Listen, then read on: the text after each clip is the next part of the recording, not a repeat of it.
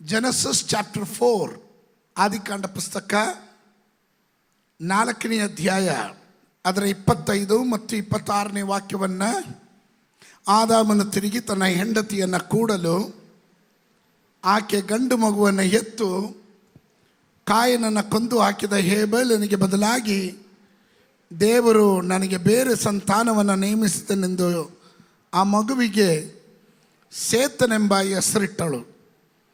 ತರುವಾಯ ಸೇತನು ಸಹ ಮಗನನ್ನು ಪಡೆದು ಅವನಿಗೆ ಏನೋಷ್ ಎಂಬ ಹೆಸರಿಟ್ಟನು. ಆ ಕಾಲದಲ್ಲಿ ಯೆಹೋವ ಎಂಬ ಹೆಸರನ್ನು ಹೇಳಿಕೊಂಡು ಆರಾಧಿಸುವುದಕ್ಕೆ ಪ್ರಾರಂಭವಾಯಿತು. ಮತ್ತಾಯನು ಬರೆದ ಸುವಾರ್ತೆ 28:19.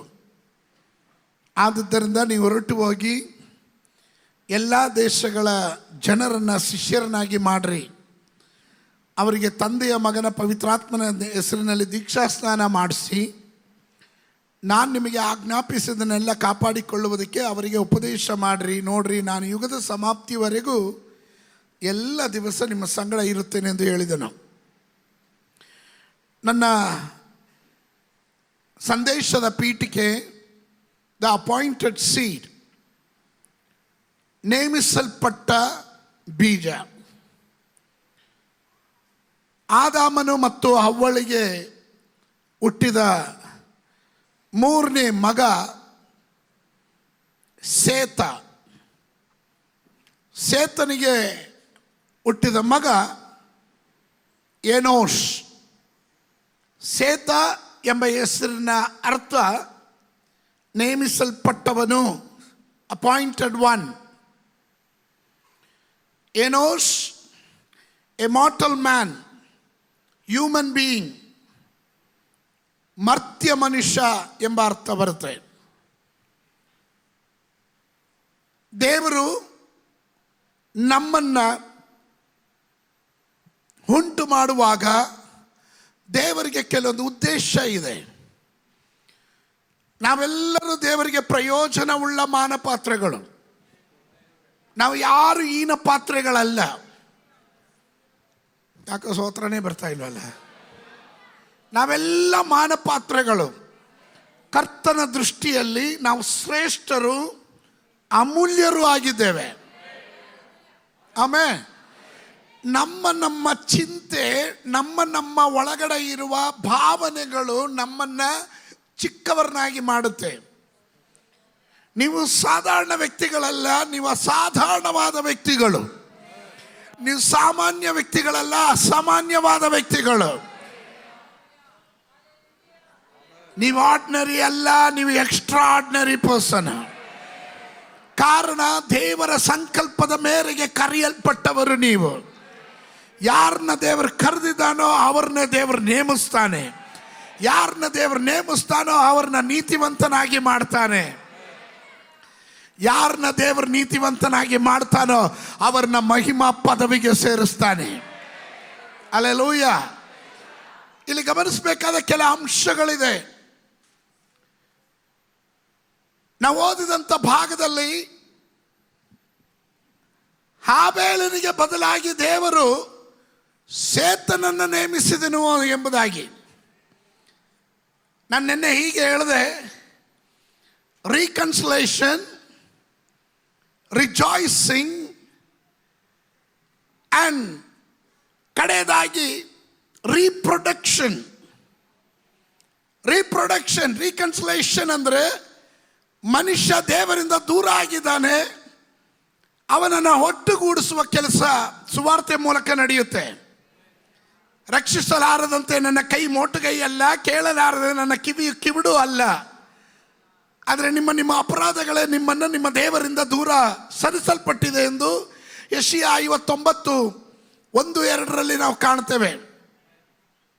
ಎರಡದಾಗಿ 51ನೇ ಕೀರ್ತನೆ ಅದರ 12ನೇ ವಾಕ್ಯ ಹೇಳುತ್ತದೆ, ಕರ್ತನೇ ನಿನ್ನ ರಕ್ಷಣಾನಂದವನ್ನು ಅನುಭವಿಸೋದಕ್ಕೆ ನನಗೆ ಮತ್ತೊಮ್ಮೆ ಒಂದು ಅವಕಾಶ ಕೊಡು ಅಂತ. ಮೂರನೇದಾಗಿ ರೀಪ್ರೊಡಕ್ಷನ್. ದೇವರು ಉಂಟು ಮಾಡಿದ ಎಲ್ಲದರಲ್ಲೂ ದೇವರು ಉತ್ಪತ್ತಿಯನ್ನು ನೋಡ್ತಾನೆ. ವಿಶ್ವಾಸಿಗಳಾದ ನಾವುಗಳು ಅನೇಕ ವರ್ಷದಿಂದ ಸಭೆಗೆ ಬಂದು ಹೋಗ್ತಾ ಇದ್ದೀವಿ, ಸಭೆಯ ಮೆಂಬರ್ ಆಗಿದ್ದೀವಿ ಅನ್ನೋದ್ರಲ್ಲಿ ಎಲ್ಲ ತೃಪ್ತಿ ಪಡಬೇಕಾಗಿರೋದು ನಾವು ಎಷ್ಟು ಆತ್ಮಗಳಿಗೆ ಸುವಾರ್ತೆ ಹೇಳಿದ್ವಿ, ಎಷ್ಟು ಆತ್ಮಗಳನ್ನು ಸಭೆಗೆ ಕರ್ಕೊಂಬಂದ್ವಿ, ಎಷ್ಟು ಆತ್ಮಗಳಿಗೆ ಅಲ್ಲಲ್ಲಿಯ ನಾವೊಂದು ಸಾಕ್ಷಿಯಾಗಿ ಜೀವನ ಮಾಡ್ತಾ ಇದ್ದೀವಿ ಅನ್ನೋದು ಭಾಳ ಮುಖ್ಯವಾಗಿರುತ್ತೆ. ನಾನು ನಿನ್ನೆ ಭಾಳ ಸುವಿಸ್ತಾರವಾಗಿ ಅದರ ಕುರಿತು ಮಾತನಾಡಿದೆ. ಇವತ್ತು ನಾನು ಅಲ್ಲಿಗೆ ಹೋಗೋಲ್ಲ. ಯಾವುದಾದ್ರೂ ದೇವರು ಸೃಷ್ಟಿ ಮಾಡಿರೋದು ಇರೋದಾದರೆ anything not reproduce or growing is sick and dying ಅಂತ. ಬೆಳೆದಿರೇ ಇರೋದು, ಉತ್ಪತ್ತಿ ಮಾಡದೇ ಇರೋದು, ಅಂದರೆ ಜನ್ಮ ಕೊಡದೇ ಇರೋದು, ಇದೆಲ್ಲ ಕಾಲಕ್ರಮೇಣ ಸಾಯ್ತಾ ಬರುತ್ತೆ. ಡೈಯಿಂಗ್ ಅಥವಾ ಏನಾದರೂ ರೋಗ. ನಾನು ಹೇಳಿದ್ರು, ಪಾಸ್ಟರ್ ಹೇಳಿದ್ರು ಹುಸಿ ರೋಗ ಅಂತ. ತೆಂಗಿನ ಮರಕ್ಕೆಲ್ಲ ಹಿಡಿಯುತ್ತೆ. ಫಲ ಕೊಡದೇ ಇರುವ ಪ್ರತಿಯೊಂದು ಮರದ ಬುಡದಲ್ಲಿ ದೇವರು ಕೊಡಲಿಯನ್ನು ಇಟ್ಟಿದ್ದಾನೆ. ದೇವರ ಅವಕಾಶ ಕೊಡ್ತಾನೆ, ಚಾನ್ಸ್ ಕೊಡ್ತಾನೆ. ಸುವಾರ್ತೆ ಸಾರಲೇಬೇಕೆಂಬ ನಿರ್ಬಂಧ ನಿಮ್ಮ ಮೇಲೆ ಇರ್ತಾನೆ. ನಿಮ್ಮ ಹೃದಯ ಕಠಿಣ ಮಾಡ್ಕೊಳ್ಬಾರ್ದು, ಕಲ್ಲು ಮಾಡ್ಕೊಬಾರ್ದು. ನೀವುಗಳು ದೇವರ ಸನ್ನಿಧಾನದಲ್ಲಿ ನಿಮ್ಮನ್ನೇ ಒಪ್ಪಿಸ್ಕೊಡ್ಬೇಕು ಸೇವೆಗಾಗಿ. ನಾನು ಈಗ ಹೇಳಿದೆ, ಹ್ಯಾಬೇಲನನ್ನು ಕೊಂದಾಗ ಸೈತಾನನು ಬಹಳ ಸಂತೋಷಪಟ್ಟ. ಕಾರಣ ಅವನೊಂದೇ ಒಂದು ಆರಾಧನೆ ಮಾಡಿದ್ರು ಬಲಿಯಾದ ಅವನು, ದೇವರನ್ನ ಮೆಚ್ಚಿಸಿ ಸತ್ತ ಅವನು. ಸೈತಾನನು ತೀರ್ಮಾನ ಮಾಡ್ದ, ಇನ್ಯಾರು ದೇವ್ರನ್ನ ಮೆಚ್ಚಿಸಬಾರ್ದು, ಯಾರಾದರೂ ದೇವ್ರನ್ನ ಮೆಚ್ಚಿಸೋರಿದ್ರೆ ಅವ್ರನ್ನ ಕೊಂದುಬಿಡ್ತೀನಿ ಅಂತ. ಅದರ ದೇವರು ಯಾವ ಆಬೇಲನ್ನು ಕಾಯನು ಕೊಂದನೋ ಅವನಿಗೆ ಬದಲಾಗಿ ದೇವರು ಸೇತನನ್ನು ಜನನ ಕೊಟ್ಟನು. ಅವನನ್ನು ದೇವರು ನೇಮಿಸಲ್ಪಟ್ಟನು. ಆಮೇನ್. ನಾನು ಹೇಳಲಿಕ್ಕೆ ಕಾರಣ, ಕೆಲವೊಮ್ಮೆ ನಮ್ಮ ಚಿಂತೆಗಳು, ಭಾವನೆಗಳು ಸೈತಾನನ ಕೈಗೆ ನಮ್ಮ ಬುದ್ಧಿಯನ್ನು ಕೊಡಬಾರ್ದು. ದೇವರ ಸಂಕಲ್ಪದ ಮೇರೆಗೆ ಕರೆಯಲ್ಪಟ್ಟವರು ನಾವು. ನಿನ್ನೆ ಮೊನ್ನೆ ಬಂದವರಲ್ಲ. ನಾವು ಹುಟ್ಟಕ್ಕೆ ಮುಂಚೆ, ನಮ್ಮ ಜನ್ಮಕ್ಕೆ, ನಾವು ಜನಿಸೋದಕ್ಕೆ ಮುಂಚೆ, ನಮ್ಮ ತಂದೆ ತಾಯಿ ಜನಿಸೋಕ್ಕೆ ಮುಂಚೆ, ಜಗತ್ತುತ್ಪತ್ತಿ ಆಗೋಕ್ಕೆ ಮುಂಚೆ ದೇವರು ನಮ್ಮನ್ನು ಕಂಡಿದ್ದಾನೆ. ಅವನ ಪುಸ್ತಕದಲ್ಲಿ ನಮ್ಮ ಆರಂಭದ ದಿವಸ, ಕೊನೆಯ ದಿವಸವನ್ನು ಬರೆದಿದ್ದಾನೆ. ಅದಕ್ಕೆ ದೇವ ಮಕ್ಕಳು ಯಾವುದರ ಕುರಿತು ತಲೆ ಕೆಡಿಸ್ಕೊಳಂಗಿಲ್ಲ.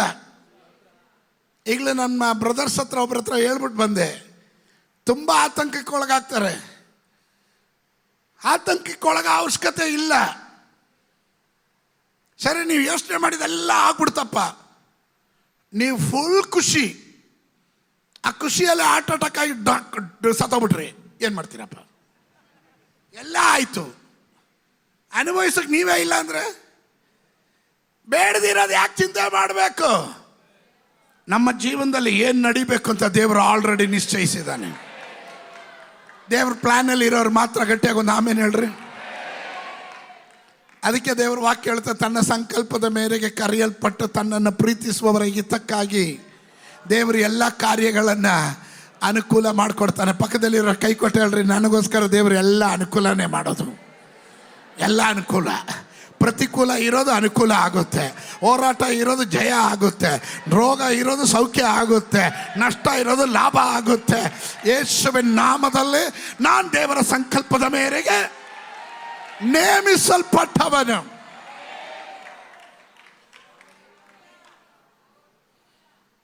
ದೇವರು ಸೃಷ್ಟಿ ಮಾಡಿದಾಗ ಎಲ್ಲ ಮರಗಿಡಗಳಿಂದ ಬೀಜವುಳ್ಳ, ಫಲ ಕೊಡುವ, ಹಣ್ಣು ಕೊಡುವ ಮರಗಳನ್ನು ಉಂಟು ಮಾಡಿದನು. ನಾವೆಲ್ಲ ಫಲ ಕೊಡ್ತಾ ಇದ್ದೀವಿ, ಆದರೆ ನಾವು ಬೀಜ ಆಗಬೇಕು. ಈಗೆಲ್ಲ ಸೀಡ್ಲೆಸ್ ವಿಶ್ವಾಸಿಗಳು, ಸೀಡ್ಲೆಸ್ ವಿಶ್ವಾಸಿಗಳು, ಸೀಡ್ಲೆಸ್ ದ್ರಾಕ್ಷಿ, ಸೀಡ್ಲೆಸ್ ಆರೆಂಜು, ಸೀಡ್ಲೆಸ್ ಆಪಲು, ಸ್ತೋತ್ರ, ಎಲ್ಲ ಸೀಡ್ಲೆಸ್ಸು. ವಿಶ್ವಾಸಿಗಳು ಸೀಡ್ಲೆಸ್. ಈಗ ಯಾಕೆ ಗೊತ್ತಾ? ಚರ್ಚಿಗೆ ಬಂದು ಹೋಗ್ತವೆ ಅಷ್ಟೇ ವಿನ ಒಂದು ಆತ್ಮದ ಕುರಿತು ಗೋಜಿಗೆ ಹೋಗಲ್ಲ, ಒಬ್ರಿಗೆ ಸುವಾರ್ತೆ ಹೇಳಲ್ಲ. ಪಿನ್ ಡ್ರಾಪ್ ಸೈಲೆಂಟ್ ಕೇಳಿದಾಗಲೇ ಗೊತ್ತಾಯ್ತು ಪಾಸ್ಟರ್ ನನ್ನ ಬಗ್ಗೆನೇ ಹೇಳ್ತಾ ಇದ್ದಾರೆ ಅಂತ. ನಿಮ್ಮ ಬಗ್ಗೆನೇ ಹೇಳ್ತಾ ಇರೋದು. ಆಮೇಲೆ ಪ್ರತಿ ಒಂದು ಬೀಜ ನೆಲಕ್ಕೆ ಬಿದ್ದು ಸಾಯ್ಬೇಕು. ಸಾಯದೆ ಇದ್ರೆ ಅದು ಒಂಟಿಯಾಗಿ ಉಳಿಯುತ್ತೆ. ಸತ್ರೆ ಅದರಿಂದ 100 ಫಲಗಳು ಹೊರಗಡೆ ಬರುತ್ತೆ. ನೀನು ಸುವಾರ್ಥಿಕನಾದ್ರೆ ನಿನ್ನಿಂದ ಒಂದು 100 ಸುವಾರ್ಥಿಕರು ನೀನು ಎಬ್ಬಿಸ್ಬೇಕು. ನೀನು ಪಾಸ್ಟರ್ ಆದ್ರೆ ಒಂದು 10 ಪಾಸ್ಟರ್ ಎಬ್ಬಿಸು.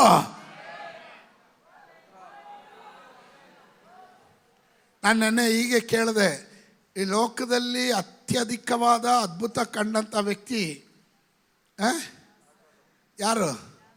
ಲಾಜರನು. ಸ್ತೋತ್ರ. ಅತ್ಯಧಿಕವಾದಂಥ ವ್ಯಕ್ತಿ ಇದು ಕಂಡವನು, ಅದ್ಭುತ ಕಂಡವನು ಯಾರು? ಲಾಜರನು.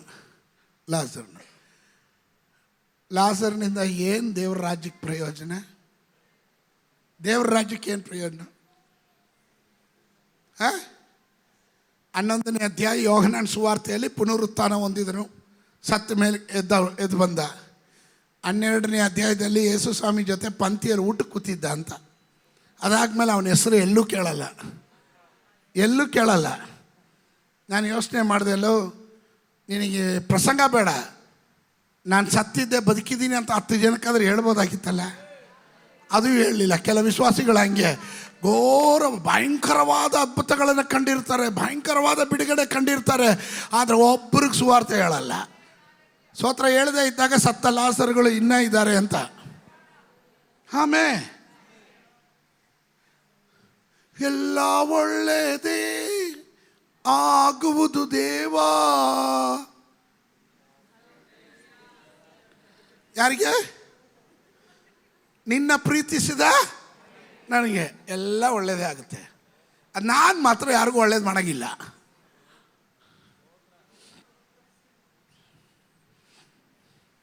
ದೇವರ ಉದ್ದೇಶ ನೀವುಗಳು ಫಲ ಕೊಡಬೇಕು. ಆಮೇಲೆ ಸೈತಾನನ ಉದ್ದೇಶ ನೀವು ಫಲ ಕೊಡದೇ ಇರಬೇಕು. ಆಮೇಲೆ let me explain. ಆತ್ಮಿಕವಾದ ಬಂಜೆತನ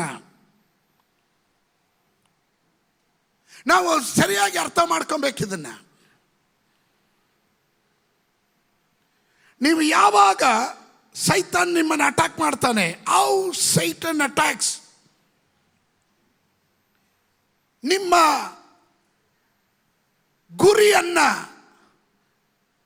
ಗುರಿಯನ್ನ weaken your focus. ಸ್ವಾರ್ಥಕ್ಕೆ ಹೆಚ್ಚಿನ ಸಮಯ ಕೊಡೋದು, ನಾಟ್ ಫಾರ್ ದ ಜನರೇಷನ್, ಮುಂದಿನ ತಲೆಮಾರಿಗೆ ಹೆಚ್ಚಿನ ಮಹತ್ವ ಕೊಡೋದಿಲ್ಲ, ದೂರದೃಷ್ಟಿ ಇಲ್ಲ. Your life is not focused. The purpose of God, why God chosen you. ದೇವರು ನಿನ್ನ ಏತಕ್ಕೋಸ್ಕರ ಆರಿಸ್ಕೊಂಡ, ನೇಮಕ ಮಾಡ್ದ. ಅದನ್ನು ನೀವು ಯಾವಾಗ ಮರಿತೀರೋ ಆಗಲೇ ಸೈತಾನ್ ನಿಮ್ಮನ್ನು ಅಟ್ಯಾಕ್ ಮಾಡಕ್ಕೆ ಸ್ಟಾರ್ಟ್ ಮಾಡೋದು.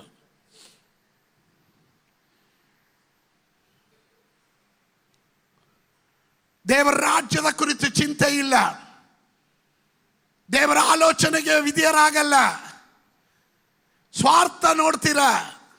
ಸ್ವಂತ ಕಾರ್ಯ ಜಿಂದಾಬಾದ್, ಸ್ವಂತ ಕಾರ್ಯ ಜಿಂದಾಬಾದ್. ನಾನು ಯಾರು ಹೆಂಗಾದ್ರೂ ಹೋಗ್ಲಿ, ನಾನು ನನ್ನ ಮನೆಯವರು ಚೆನ್ನಾಗಿದ್ರೆ ಸಾಕು, ಜಿಂದಾಬಾದ್.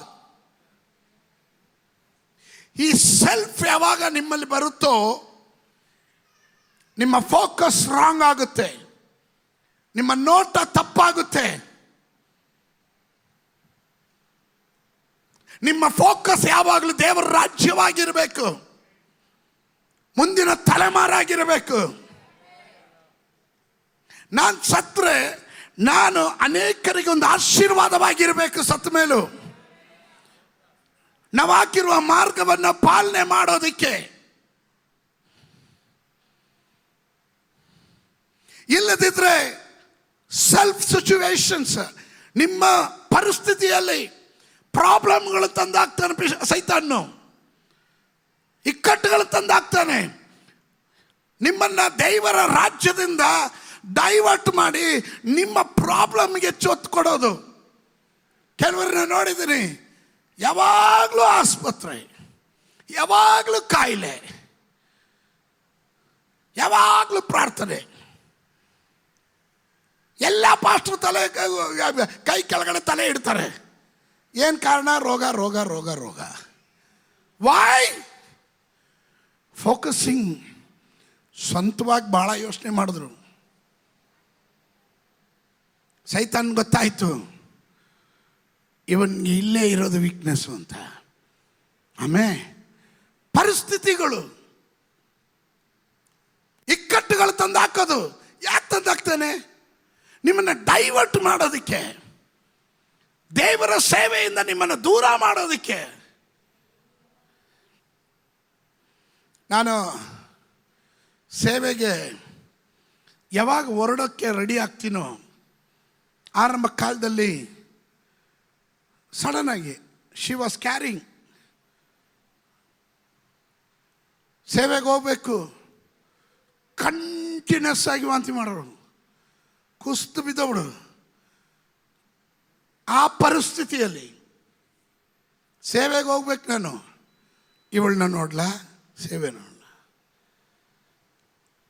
ಆಗ ನನಗೆ ಗೊತ್ತು ಈ ಅಟ್ಯಾಕ್ ಬರ್ತಾ ಇರೋದು ನಾನು ಸೇವೆಗೆ ಹೋಗದರೆ ತಡೆ ಹಿಡಿಯೋಕ್ಕೆ.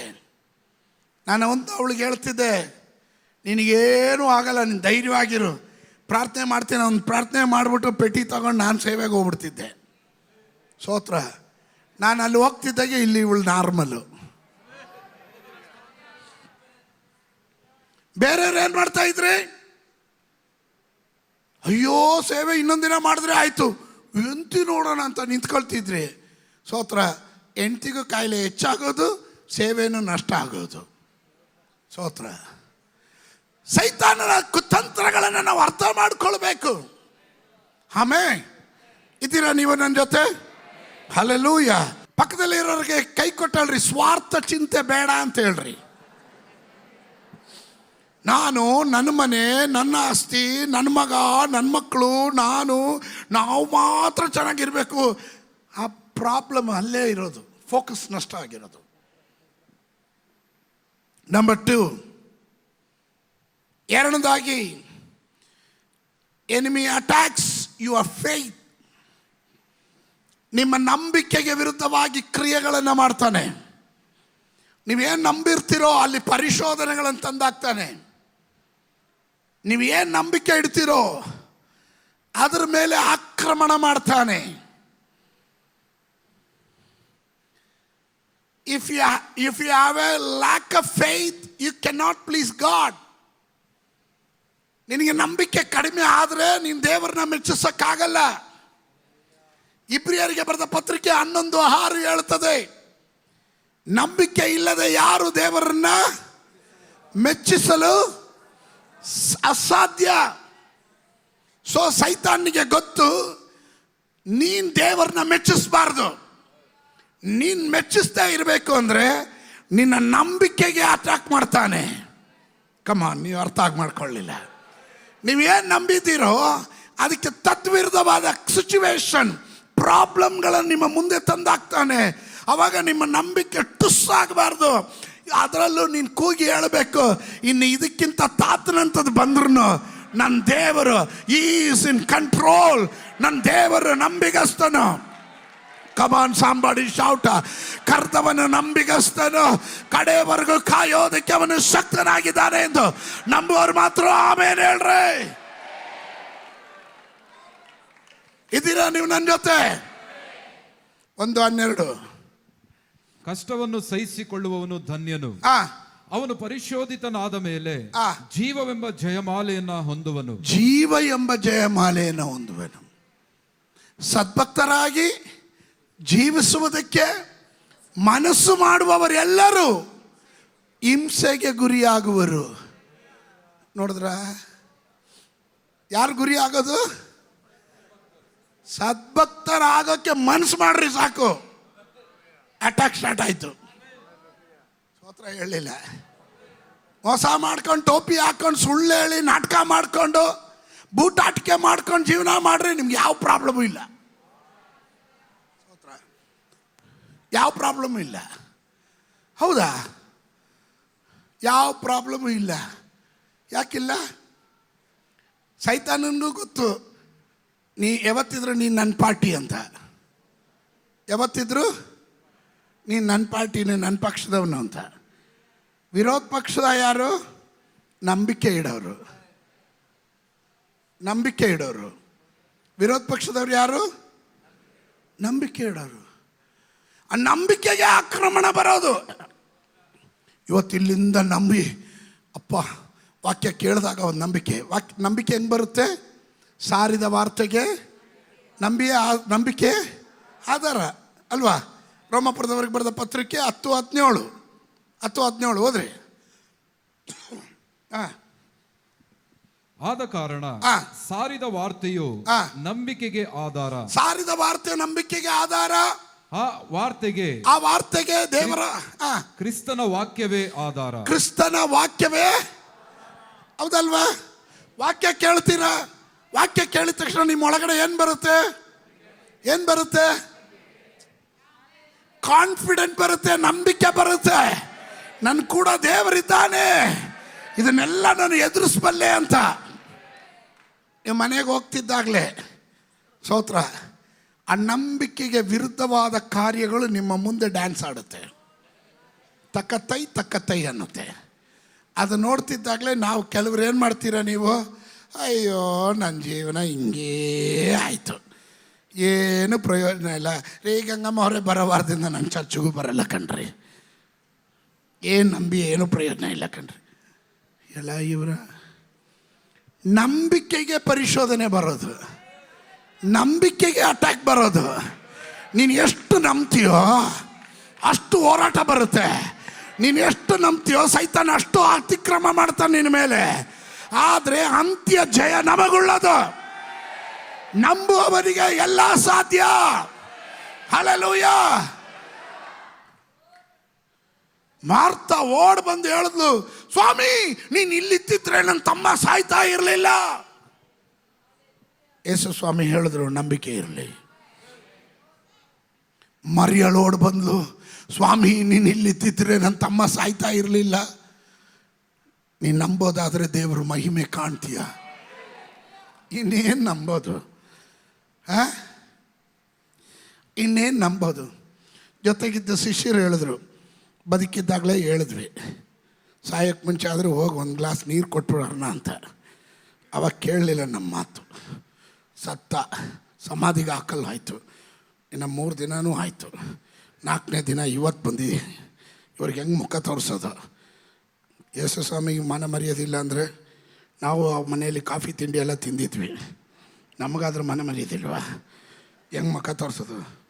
ಇದೆಲ್ಲ ಮಾತಾಡಿರ್ತಾರೆ ಶಿಷ್ಯಂದರು. ಅವ್ರೇನು ಸಾಧಾರಣದವರಲ್ಲ, ಕಿಲಾಡಿಗಳವರು. ಸ್ತೋತ್ರ. ವಿಶ್ವಾಸಿಗಳು ನೀವೇ ಮಾತಾಡ್ತೀರಂತೆ. ಆ ಪಾಸ್ಟ್ರಿಗೆ ಹಂಗೆ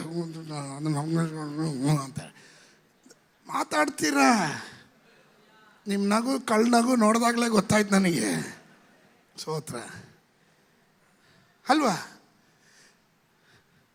ಯೇಸು ಸ್ವಾಮಿ ಲಾಜರನು ಹುಷಾರಿಲ್ಲ ಎಂಬ ವಾರ್ತೆ ಕೇಳಿದಾಗ ಅವನು ಬಹಳ ದೂರ ಇರಲಿಲ್ಲ, 15 ಫರ್ಲಾಂಗ್ ದೂರದಲ್ಲಿದ್ದ. ಅವತ್ತೇ ಬರಬೇಕಾಗಿತ್ತು, ಬರಲಿಲ್ಲ. ಶಿಷ್ಯರಿಗೆ ಹೇಳಿದ್ರು, ಈ ರೋಗ ಬಂದಿರೋದು ಮರಣಕ್ಕಾಗಲ್ಲ, ದೇವರ ನಾಮದ ಮಹಿಮೆಗಾಗಿ. Look at the faith. Yesu ಸ್ವಾಮಿಯ ನಂಬಿಕೆ ನೋಡ್ರಿ. ಈ ರೋಗ ಬಂದಿರೋದು ಬ್ರದರ್, ಈ ಪ್ರಾಬ್ಲಮ್ ಬಂದಿರೋದು ಸಿಸ್ಟರ್, ಈ ಪ್ರಾಬ್ಲಮ್ ಬಂದಿರೋದು ಅದು ಹಾಳು ಮಾಡೋದಕ್ಕಲ್ಲ, ಅದರಲ್ಲಿ ದೇವರ ನಾಮ ಮಹಿಮೆ ಆಗೋದಿಕ್ಕೆ.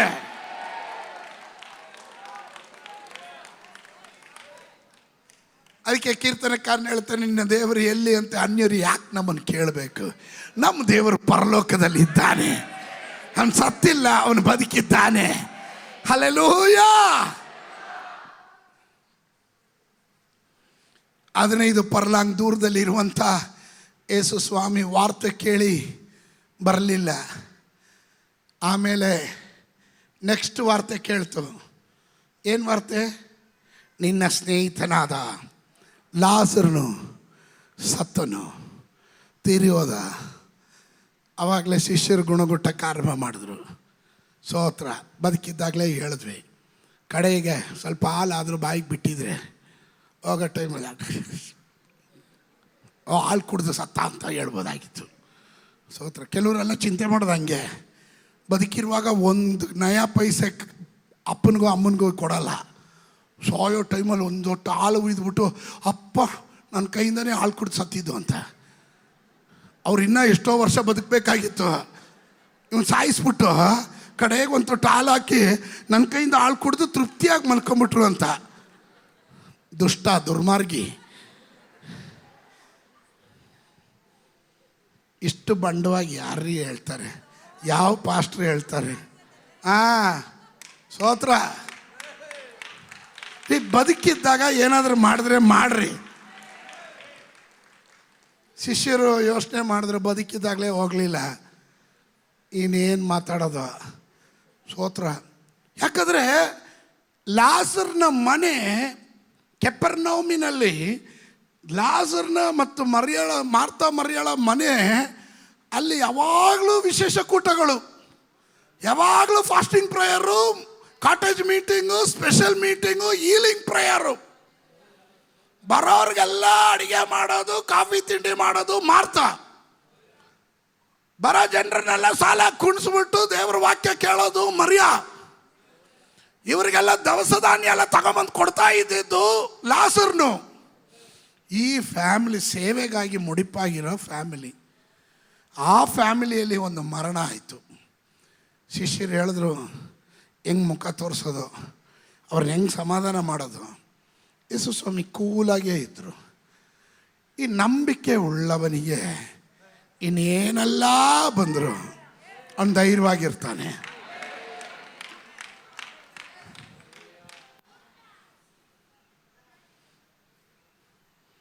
ಕೀರ್ತನೆ 42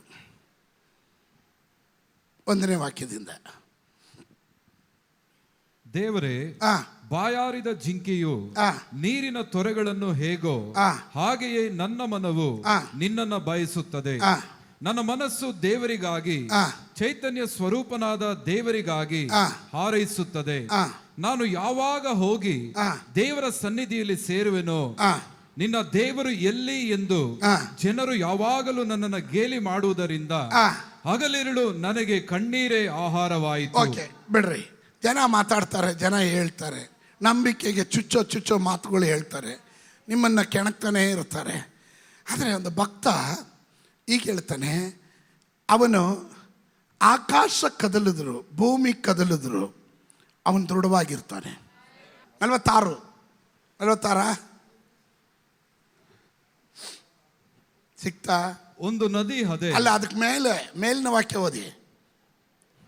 ದೇವರು ನಮಗೆ ಆಶ್ರಯ ದುರ್ಗ, ದೇವರು ನಮಗೆ ಆಶ್ರಯ ದುರ್ಗವಾಗಿದ್ದಾನೆ. ಆಮೇಲೆ ಆತನು ಇಕ್ಕಟ್ಟಿನಲ್ಲಿ ನಮಗೆ ವಿಶೇಷ ಸಹಾಯಕನಾಗಿದ್ದಾನೆ. ಆಮೇಲೆ ಆದದ್ದರಿಂದ ಗಟ್ಟಿಯಾಗಿ ಎಲ್ರು ಹೇಳ್ರಿ, ಆದದ್ದರಿಂದ ದೇವರು ನಮಗೆ ವಿಶೇಷ ಸಹಾಯಕನು. ಅವನು ನಮ್ಮ ಆಶ್ರಯ ದುರ್ಗವಾಗಿದ್ದಾನೆ, ಅವನು ನಮ್ಮ ಕೋಟೆ ಆಗಿದ್ದಾನೆ, ಅವನು ನನ್ನ ಬೆಳಕಾಗಿದ್ದಾನೆ, ಅವನು ನನ್ನ ರಾಜಾದಿ ರಾಜನಾಗಿದ್ದಾನೆ, ಅವನು ಸೃಷ್ಟಿಕರ್ತನಾಗಿದ್ದಾನೆ, ಅವನು ಸರ್ವಶಕ್ತನಾಗಿದ್ದಾನೆ, ಅವನು ಸಮಸ್ತವನ್ನು ಉಂಟು ಮಾಡಿದ ದೇವರಾಗಿದ್ದಾನೆ, ಅವನು ನನ್ನ ಒಡೆಯನಾಗಿದ್ದಾನೆ.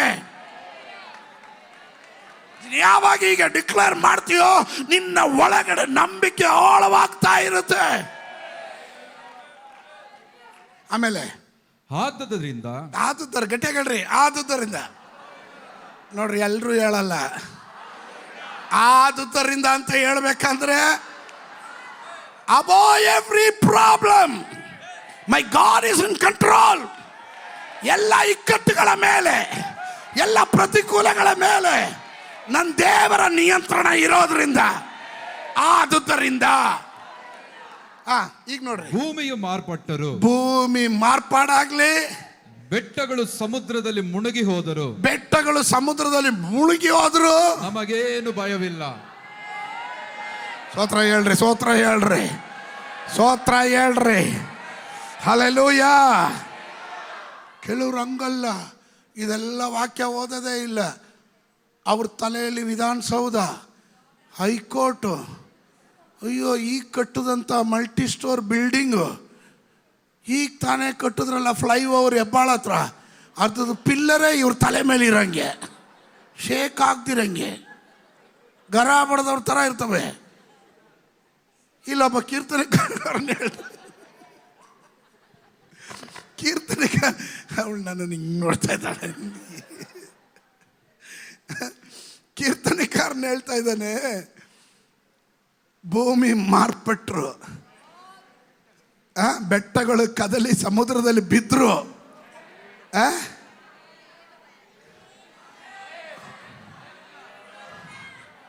ಕೆಲವ್ರ ಮುಖ ನೋಡಿದ್ರೆ ಗೊತ್ತಾಗುತ್ತೆ ಯಾರಿಗೆ ಭಯ ಇಲ್ಲ. ಗೊತ್ತಾ ಯಾರಿಗೆ ಭಯ ಇಲ್ಲ? ಯಾರಿಗೆ ದೇವರು ಆಶ್ರಯ ದುರ್ಗವಾಗಿದ್ದಾನೆ.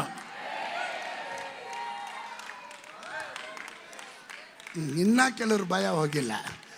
91ನೇ ಕೀರ್ತನೆ 1ನೇ ವಾಕ್ಯ, ಪರಾತ್ಪರನ ಮೊರೆ ಹೊಕ್ಕಿರುವ, ಗಟ್ಟೆಗಳ್ರಿ ಎಲ್ರು ಹೇಳ್ರಿ, ಪರಾತ್ಪರನ ಮೊರೆ ಹೊಕ್ಕಿರುವವನು, ಸರ್ವಶಕ್ತನ ಆಶ್ರಯದಲ್ಲಿ ಇರುವವನು, ಅವನು ಸುರಕ್ಷಿತನಾಗಿದ್ದಾನೆ.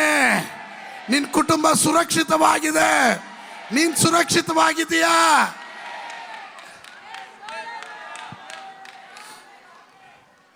ಭೂಮಿ ಕದಲಿದ್ರೇನು, ಬೆಟ್ಟಗಳು ಕಿತ್ಕೊಂಡೋಗಿ ಸಮುದ್ರದಲ್ಲಿ ಬಿದ್ರೇನು, ನನಗೇನು ಭಯ ಇಲ್ಲ.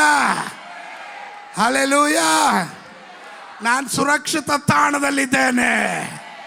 ಹಲ್ಲೆಲೂಯಾ. ದೇವರ ವಾಕ್ಯ ಹೇಳುತ್ತೆ, ನಿನ್ನನ್ನು ತಾಕುವವನು ನನ್ನ ಕಣ್ಣಿನ ಗುಡ್ಡೆಯನ್ನು ತಾಕುವುದಕ್ಕೆ ಸಮ. ಪ್ರೀತಿಯ ದೇವ ಜನರೇ, ಅವನು ನಿಮ್ಮನ್ನ ತನ್ನ ಅಂಗೈಯಲ್ಲಿ ಚಿತ್ರಿಸಿಕೊಂಡಿದ್ದಾನೆ. ಹಲ್ಲೆಲೂಯಾ. ಹಗಲೊತ್ತಿನಲ್ಲಿ ಸೂರ್ಯನಿಂದಾಗಲಿ ರಾತ್ರಿ ಹೊತ್ತು ಚಂದ್ರನಿಂದಾಗಲಿ ಯಾವ ಕೇಡು ನಿಮಗೆ ಸಂಭವಿಸೋದಿಲ್ಲ. ಬೇಟೆಗಾರನ ಬಲೆಯಿಂದ ಅವನು ತಪ್ಪಿಸ್ತಾನೆ, ನಾಶನದ ಗುಂಡಿಯಿಂದ ನಿಮ್ಮನ್ನು ಮೇಲೆ ಕೆತ್ತುತ್ತಾನೆ. ಶುಭವು ಕೃಪೆಯು ನಿಮ್ಮ ಜೀವಮಾನವೆಲ್ಲ ನಿಮ್ಮನ್ನು ಹಿಂಬಾಲಿಸೋ ಹಾಗೆ ಅವನ ಆಶೀರ್ವಾದ ಮಾಡ್ತಾನೆ. So why worries? ಯಾಕೆ ಚಿಂತೆ? ಹೇಳ್ರಿ, ಯಾಕೆ ಚಿಂತೆ? ಪಕ್ಕದಲ್ಲಿ ಕೇಳ್ರಿ, ಯಾಕೆ ಚಿಂತೆ?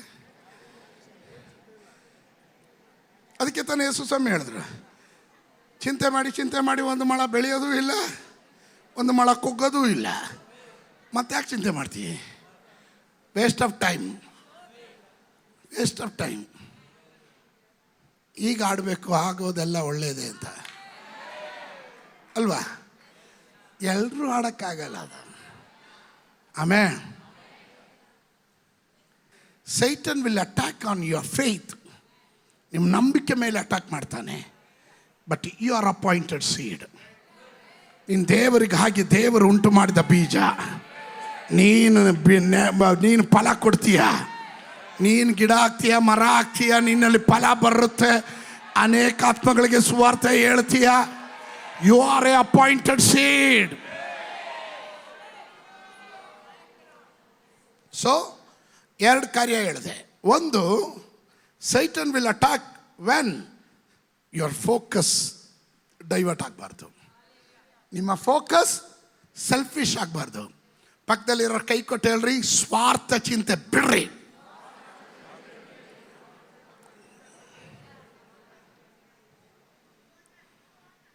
ಏನು ಹೇಳಿದ್ರಿ? ಸ್ವಾರ್ಥ ಚಿಂತೆ ಬಿಡ್ರಿ. ಎಲ್ಲಿ ಬಿಟ್ರು?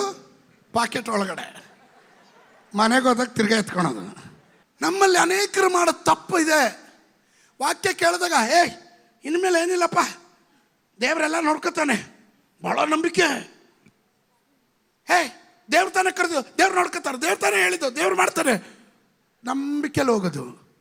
2 ಹೆಜ್ಜೆ ಇಡ್ತಿದ್ದಂಗೆ ಪ್ರಾಬ್ಲಮ್ ಬರ್ತಿದ್ದಾಗಲೇ ತಿರ್ಗಾ ಅದೇ ರಾಗ, ಅದೇ ಹಾಡು, ಅದೇ ಜೀವನ, ಅದೇ ಶೈಲಿ. ಅಯ್ಯೋ ಆ ಪಾಸ್ಟ್ರಿಗೆ ಏನಂತ ಹೇಳ್ತಾರೆ, ನಮ್ಮ ಜೀವನ ನಮಗೆ ಗೊತ್ತು, ನಮ್ಮ ಕಷ್ಟ ನಮಗೆ ಗೊತ್ತು. ನೀವೆಲ್ಲ ಹಾದು ಹೋಗಿರೋ ಕಷ್ಟಗಳನ್ನು ನಾನು ದಾಟಿ ಬಂದವನೇ. ಅದಕ್ಕೆ ಏನು ಬಂದ್ರೂ ಎದುರದಿರ ದಂಡೆದಲ್ಲಿ ನಿಲ್ಲೋದು. Hallelujah, hallelujah. ನಾವು ಯಾರಿಗೆ ಹೆದರಬೇಕು? ಯಾರಿಗೆ ಹೆದರಬೇಕು? ಆಮೇಲೆ ಬೆಟ್ಟಗಳು ಕಿತ್ಕೊಂಡೋಗಿ ಸಮುದ್ರದಲ್ಲಿ ಬಿದ್ದರು, ನನಗೇನು ಭಯವಿಲ್ಲ. ಆಮೇಲೆ ಸಮುದ್ರವು ಘೋಷಿಸುತ್ತಾ ನೊರೆಯನ್ನು ಕಾರಿದರೇನು? ನೊರೆಯನ್ನು ಕಾರಿದ್ರೇನು? ಅದರ ಹಲ್ಲ ಕಲ್ಲೋಲಗಳಿಂದ ಪರ್ವತಗಳು ಚಲಿಸಿದರೇನು? ಪರ್ವತಗಳು ಚಲಿಸಿದ್ರೇನು? ಒಂದು ನದಿ ಅದೇ. ಆ ನದಿ ಹೆಸರು ಪರಿಶುದ್ಧಾತ್ಮನು. ಪರಿಶುದ್ಧಾತ್ಮ ನನ್ನ ಒಳಗಡೆ ಇದ್ದಾನೆ. ಅದು ದೇವ ನಗರವನ್ನ ಸಂತೋಷಪಡಿಸುತ್ತೆ. Hallelujah. Amen. We are the living temple of god.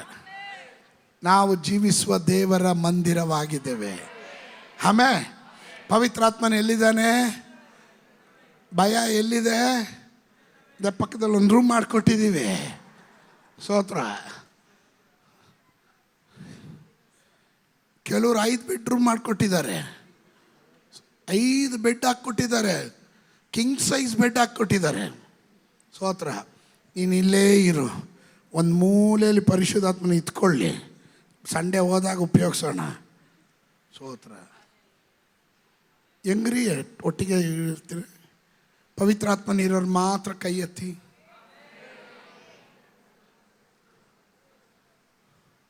ಪವಿತ್ರಾತ್ಮನಿರೋರೆಲ್ಲ ಕೈ ಎತ್ರಿ ಅಂದೆ. 100%.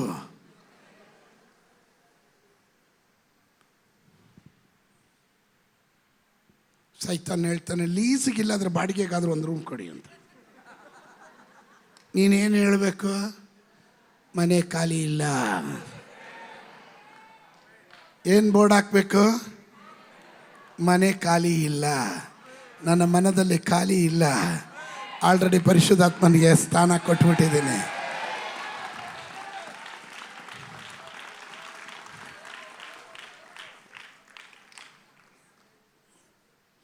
ಆಮೆನ್. ನಂಬಿಕೆ ಇಲ್ಲದೆ ಯಾರು ದೇವರನ್ನ ಮೆಚ್ಚಿಸಕ್ಕಾಗಲ್ಲ. ಸೈತಾನ್ ಗೊತ್ತು. ಅದಕ್ಕೆ ಅವನ ನಂಬಿಕೆಗೆ ವಿರುದ್ಧವಾಗಿ ನಿಮಗೆ ಅಟ್ಯಾಕ್ಗಳನ್ನು ಬಿಚ್ಚಿಬಿಡ್ತಾನೆ. Hallelujah, hallelujah.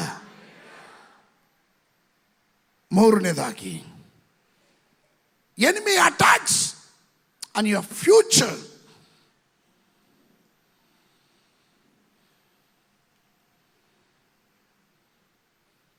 ಅವನು ನಿನ್ನ ಭವಿಷ್ಯಕ್ಕೆ ವಿರುದ್ಧವಾಗಿ, ನಿನ್ನ ಅಭಿಷೇಕಕ್ಕೆ ವಿರುದ್ಧವಾಗಿ, ನಿನ್ನ ಕರೆಗೆ ವಿರುದ್ಧವಾಗಿ, ನಿನ್ನ ಸೇವೆಗೆ ವಿರುದ್ಧವಾಗಿ ಅವನ ಅಟ್ಯಾಕ್ಗಳನ್ನು ಮಾಡ್ತಾನೆ. Don't fail. You are appointed seed. ಇನ್ನು ಸೋಲಂಗಿಲ್ಲ. ನಂಬರ್ ಮಾತ್ರ ಆಮೇಲೆ ಹೇಳ್ರಿ. ನೀನು ಸೋಲಂಗಿಲ್ಲ. ಆಮೇಲೆ ಸತ್ಯವೇದ ಗ್ರಂಥದಲ್ಲಿ ನಿನ್ನ ಫ್ಯೂಚರ್ ದೇವ್ರ ಕೈಯಲ್ಲಿದೆ. ನಾವು ಹಾಡು ಹೇಳ್ತೀವಿ. ಏನು ಹಾಡು ಹೇಳ್ತೀವಿ? Because he lives, I can face tomorrow. Because he lives, all. Because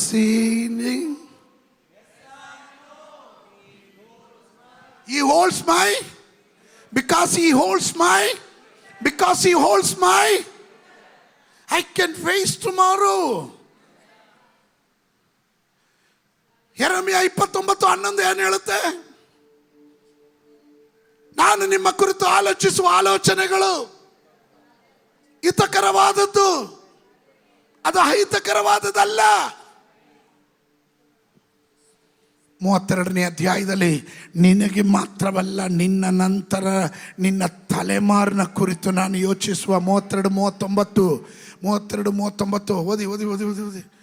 ಯೆರೆಮೀಯ 32-39. ನಾನು ಅವರ ಹಿತವನ್ನು, ಅವರ ಹಿತವನ್ನ, ಅವರ ತರುವಾಯ ನಿನ್ನ ನಂತರ ಅವರ ಮಕ್ಕಳ ಹಿತವನ್ನು, ಅವರ ಮಕ್ಕಳ ಹಿತವನ್ನು ಸಹ ನಾನು ಏನ್ ಮಾಡ್ತೀನಿ, ಬಯಸ್ತೀನಿ. ಕೇಳಲ್ಲ, ಒಳ್ಳೆಯದನ್ನ. ಸೈತಾನ್ ನಿನ್ನ ಫ್ಯೂಚರ್ನ ಅಟ್ಯಾಕ್ ಮಾಡ್ತಾನೆ, ನಿನ್ನ ಮಕ್ಕಳ ಭವಿಷ್ಯವನ್ನು ಅಟ್ಯಾಕ್ ಮಾಡ್ತಾನೆ. ಈ ಆಕ್ರಮಣ ಇವತ್ತಲ್ಲ ಆರಂಭವಾಗಿತ್ತು.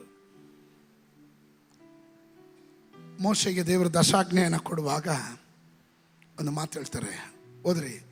ವಿಮೋಚನಕಾಂಡ ಪುಸ್ತಕ ಎಕ್ಸೋಡಸ್, ವಿಮೋಚನಕಾಂಡ ಪುಸ್ತಕ ಎಕ್ಸೋಡಸ್ 20:5 ಮತ್ತು 6ನೇ ವಾಕ್ಯ. ಅವುಗಳಿಗೆ ಅಡ್ಡ ಬೀಳಲು ಬಾರದು, ಪೂಜೆ ಮಾಡಲು ಬಾರದು. ನಿನ್ನ ದೇವರಾದ ಯೆಹೋವನೆಂಬ ನಾನು ನನಗೆ ಸಲ್ಲತಕ್ಕ ಗೌರವವನ್ನು ಮತ್ತೊಬ್ಬನಿಗೆ ಸಲ್ಲಗೊಡಿಸವನಾದದರಿಂದ ನನ್ನನ್ನು ದ್ವೇಷಿಸುವವರ ವಿಷಯದಲ್ಲಿ ತಂದೆಗಳ ದೋಷ ಫಲವನ್ನ ಮಕ್ಕಳ ಮೇಲೆ 3-4 ತಲೆಗಳವರೆಗೆ ಬರಮಾಡುವವನಾಗಿ. ನೋಡಿದ್ರ, ದೇವರಿಗೆ ವಿರುದ್ಧವಾಗಿ ಯಾರಾದರೂ ಹೋದ್ರೆ ಅವ್ರ ಮಕ್ಕಳ ಮೇಲೆ 3-4 ತಲೆಮಾರುವರೆಗೂ ದೇವರ ದೋಷ ಫಲ ಉಂಟಾಗುತ್ತೆ. ದೇವರು ಹೇಳ್ತಾನೆ, ನಾನು ನಿಮಗಾಗಿ ಉತ್ತಮವಾದದನ್ನು ಬಯಸ್ತೇನೆ, ಹಿತಕರವಾದದನ್ನು ಬಯಸ್ತೇನೆ. ನಿಮ್ಮ ನಂತರ ನಿಮ್ಮ ಮಕ್ಕಳಿಗೆ ಬೇಕಾದ ಉತ್ತಮವಾದದನ್ನು ಆಲೋಚನೆ ಮಾಡಿದ್ದೇನೆ. ಅದನ್ನು ಬಿಟ್ಟು ನೀವು ಅಡ್ಡದಾರಿಗೆ ಹೋದ್ರೆ ನಿಮ್ಮ ದೋಷ ಫಲ ನಿಮ್ಮ ಮಕ್ಕಳು 3-4 ತಲೆಮಾರಿನವರೆಗೂ ಅದರ ಫಲ ಉಣ್ತಾರೆ. ಆದರೆ ನನ್ನನ್ನು ಪ್ರೀತಿಸಿ ನನ್ನ ಆಜ್ಞೆಗಳನ್ನು ಕೈಗೊಳ್ಳುವವರಿಗೂ ಎಷ್ಟು ತಲೆಮಾರು? 1000 ತಲೆವರೆಗೂ ದಯೆ ತೋರಿಸುವವನಾಗಿಯೂ ಇದ್ದೇನೆ. ಕಮಾನ್ ಸಂಬಡಿ ಶೌಟ್ ಹಲ್ಲೆಲೂಯಾ. ಕರ್ತನಲ್ಲಿ ಭಯಭಕ್ತಿ ಉಳ್ಳಂಥವನು ಅವನು ಧನ್ಯನು. 112ನೇ ಕೀರ್ತನೆ, 112ನೇ ಕೀರ್ತನೆ.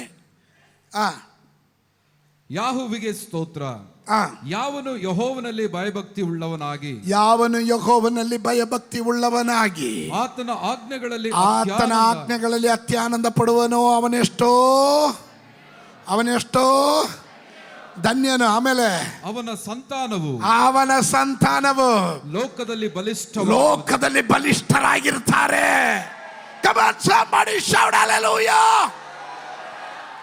Come on, hallelujah. ಅಪ್ಪ ಅಮ್ಮ, ನೀನು ಮಾಡುವ ತಪ್ಪು ನಿನ್ನ 3-4 ತಲೆಮಾರಿಗೆ ಅದು ಶಾಪ ಆಗಬಾರದು. ನೀನು ದೇವರನ್ನ ಪ್ರೀತಿಸಿ ಅವನ ಆಜ್ಞೆಗಳನ್ನು ಕೈಗೊಂಡು ನೀನು ನಡೆಯುವಾಗ ನೀನು ಮಾತ್ರ ಅಲ್ಲ, ನಿನ್ನ 1000 ತಲೆಮಾರುಗಳನ್ನು ದೇವರು ದಯೆ ತೋರಿಸ್ತಾ ಇರ್ತಾನೆ. Hallelujah, hallelujah. 128ನೇ ಕೀರ್ತನೆ ಹೇಳುತ್ತೆ, ಹೋದ್ರೆ ಯೆಹೋವನಲ್ಲಿ ಭಯಭಕ್ತಿ ಉಳ್ಳವನಾಗಿ ಆತನ ಮಾರ್ಗದಲ್ಲಿ ನಡೆಯುವವನು ಯಾರಿದ್ದಾನೋ ಅವನು ಯಾರೋ? ಎ ಬ್ಲೆಸ್ಡ್ ಮ್ಯಾನ್, ಅವನ ಆಶೀರ್ವದಿಸಲ್ಪಟ್ಟವನು. ಆತನ ಮಾರ್ಗದಲ್ಲಿ ನಡೆಯುವವನು ಯಾರೋ? ಅವನು ಧನ್ಯನು. ಆಮೇಲೆ ನಿನ್ನ ಕಷ್ಟಾರ್ಜಿತವನ್ನು ನೀನೇ ಅನುಭವಿಸುವೆ. ನಿನ್ನ ಕಷ್ಟಾರ್ಜಿತವನ್ನ ಅಂದ್ರೆ ನೀನು ದುಡಿಯೋ ಸಂಬಳ ನಿನಗೂ ನಿನ್ನ ಮಕ್ಕಳಿಗೂ ನಿನ್ನ ಮನೆಗೂ ಒಳ್ಳೆ ಆಶೀರ್ವಾದವಾಗಿರುತ್ತೆ. ಅದು ಡಾಕ್ಟ್ರು ತಗೊಂಡೋಗಲ್ಲ, ಲಾಯರ್ ತಗೊಂಡೋಗಲ್ಲ, ಪಿಕ್ ಪ್ಯಾಕೆಟ್ ಹೊಡೆಯೋನು ತಗೊಂಡೋಗಲ್ಲ, ಕಳ್ಳ ಕದಿಯಲ್ಲ. ಹಲ್ಲೆಲೂಯಾ. ಯಾವುದೇ ದೋಷವಾಗಿ ಎಲ್ಲೂ ನಷ್ಟವಾಗಿ ಹೋಗೋದಿಲ್ಲ. ನಿನ್ನ ಕಷ್ಟಾರ್ಜಿತವನ್ನ ನೀನೇ ಅನುಭವಿಸ್ತೀಯ.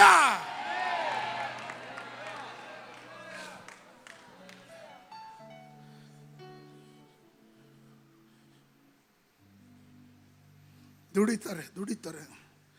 ಎಷ್ಟು ದುಡಿದ್ರೂ ಸಾಲಲ್ಲ. ಔಷಧಿಗೆ, ಸಾಲಗಾರರಿಗೆ ಬಡ್ಡಿ ಕೊಡೋದು. ಸಂಬಳ ತಗೊಂಡು ಮನೆಗೆ ಬರ್ತೀವಿ, ಅಪ್ಪ ಹೆಂಗಾದ್ರೂ ಅಡ್ಜಸ್ಟ್ ಮಾಡ್ಕೊಂಡು ಈ ತಿಂಗಳು ಮ್ಯಾನೇಜ್ ಮಾಡಬೇಕು ಅಂದ್ಕೊಂಡು ಇರುವಾಗಲೇ ಸೋತ್ರ ಅವತ್ತೇ ಪಿಕ್ ಪ್ಯಾಕೆಟ್ ಹೊಡಿಬೇಕಾ ಯಾರಾದರೂ? ಪಾಪಿ ಹೋಗೋ ಮಾರ್ಗ ಎಲ್ಲ ಪಾತಾಳ ಅಂದಂಗೆ. ಸ್ತೋತ್ರ ಹೇಳಿಲ್ವಲ್ರಿ? ನಿನ್ನ ಕಷ್ಟಾರ್ಜಿತವನ್ನು ನೀನು ಅನುಭವಿಸ್ತೀಯ. ಹಲ್ಲೆಲೂಯಾ. ನೀನು ದುಡ್ದಿದ್ದು ಇವತ್ತು ಇಲ್ಲಿಂದ ಹೊರಡಕ್ಕೆ ಮುಂಚೆ ಡಿಕ್ಲೇರ್ ಮಾಡಿರಿ, ಬಾಯಿಂದ ಆರೈಕೆ ಮಾಡಿರಿ. ನಾನು ದುಡ್ದಿದ್ದು ಅನ್ಯಾಯವಾಗಿ ಒಂದು ಸೈತಾನನಿಗೂ ಹೋಗಂಗಿಲ್ಲ, ಒಂದು ವೈದ್ಯರಿಗೂ ಕೊಡಂಗಿಲ್ಲ. ಅವ್ರಿಗೆ ನಷ್ಟ ಆದರೂ ಆಗಲಿ, ನಮ್ಗೆ ಗೊತ್ತಿಲ್ಲ ಅದೆಲ್ಲ. ಒಂದು ವೈದ್ಯರಿಗೂ ಕೊಡಲ್ಲ, ಒಂದು ಲಾಯರ್ಗೆ ಕೊಡಲ್ಲ, ಒಂದು ಲಂಚ ಕೊಡಲ್ಲ. ಯೇಸುವಿನ ನಾಮದಲ್ಲಿ, ಯೇಸುವಿನ ನಾಮದಲ್ಲಿ ನನ್ನ ಕಷ್ಟಾರ್ಜಿತವನ್ನು ನಾನು ಅನುಭವಿಸ್ತೇನೆ. ಹಲ್ಲೆಲೂಯಾ. ನಾನು ಧನ್ಯನು.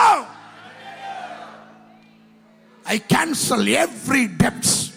ಸಾಲದ ಆತ್ಮವನ್ನು ಕ್ಯಾನ್ಸಲ್ ಮಾಡ್ತೇನೆ. ಹಲ್ಲೆಲೂಯಾ.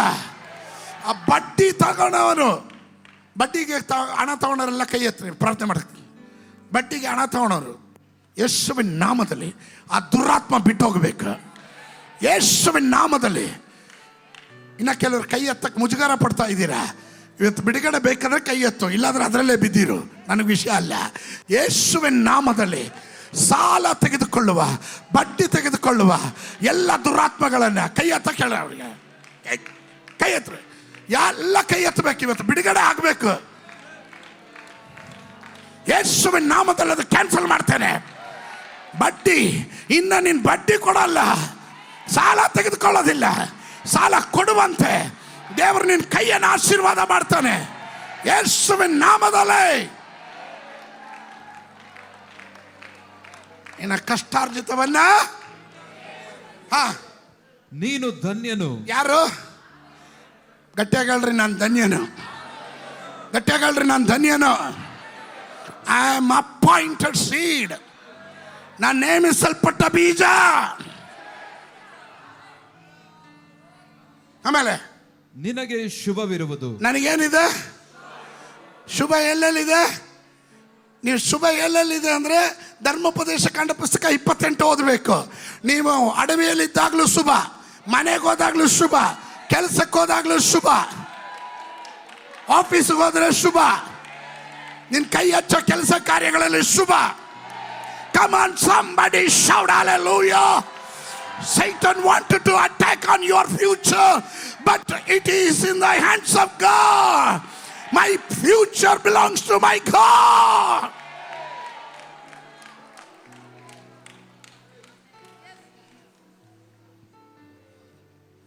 Amen. ಅಂತಃಪುರದಲ್ಲಿರುವ ನಿನ್ನ ಹೆಂಡತಿಯು ಫಲಭರಿತವಾದ ದ್ರಾಕ್ಷಾಲತೆಯಂತಿರುವಳು. ನಿನ್ನ ಸಂಗಡ ಊಟದ ಮಣೆಯ ಸುತ್ತಲೂ ಕೂತುಕೊಳ್ಳುವ ನಿನ್ನ ಮಕ್ಕಳು ಎಣ್ಣೆ ಮರದ ಸಸಿಗಳಂತಿರುವರು. ನೋಡುದ, ಫ್ಯಾಮಿಲಿಯಾಗಿ ಸೇವೆ ಮಾಡ್ತೀವಿ. ಗಟ್ಟಿಯಾಗಲ್ರಿ, ಫ್ಯಾಮಿಲಿಯಾಗಿ ಸೇವೆ ಮಾಡ್ತೀವಿ. ಫ್ಯಾಮಿಲಿಯಾಗಿ ಸೇವೆ ಮಾಡ್ತೀವಿ. ಫ್ಯಾಮಿಲಿಯಾಗಿ ಸೇವೆ ಮಾಡ್ತೀವಿ. ಯೇಸುವಿನ ನಾಮದಲ್ಲಿ ಮಕ್ಕಳೊಂದಿಕ್ಕೋ, ಹೆಂಡತಿ ಒಂದಿಕ್ಕೋ, ಗಂಡ ಒಂದಿಕ್ಕೋ ಅಲ್ಲ. ಸೈತಾನನಿಗೆ ಇವನ್ನ ಅಟ್ಯಾಕ್ ಮಾಡೋದಕ್ಕೆ ಗೊತ್ತು. ಆದರೆ it is written in the Bible. ನನ್ನ ಭವಿಷ್ಯ ದೇವರ ಕೈಯಲ್ಲಿದೆ. ಈ ಅಟ್ಯಾಕ್ ಜನರೇಷನ್ ಟು ಜನರೇಷನ್ ಬರುತ್ತೆ. ಬಟ್ ದೇವರಲ್ಲಿ ಭಯಭಕ್ತಿ ಉಳ್ಳವನನ್ನು ಅವನ ತಲೆಮಾರನ ಮುಟ್ಟಕ್ಕಾಗಲ್ಲ. Amen. May God richly bless you. ದೇವರ ಆಶೀರ್ವಾದ ಮಾಡಲಿ.